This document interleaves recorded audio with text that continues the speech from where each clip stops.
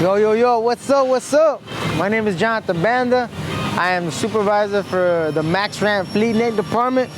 And the fundamental of the week is practice servant leadership. It says, work at serving one another and put the needs of others ahead of your own. Watch out for opportunities to lend a hand and be willing to be ready to do so. Sometimes it's just holding the door or helping someone to brainstorm a solution that makes a difference. When they win, you win. Man, I love this one. This one right here is a prime example of leadership.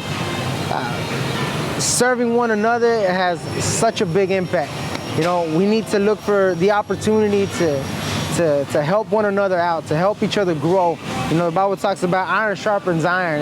That's constantly adding value to each other, day and night. Not just at your job site, not just at your house, but everywhere, your community, any kind of gatherings that you have.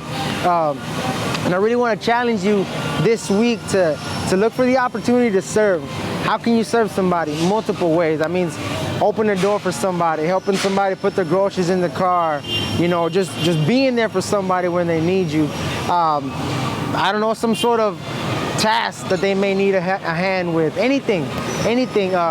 When we serve one another, we grow and we become humble together. So with that being said, be the difference.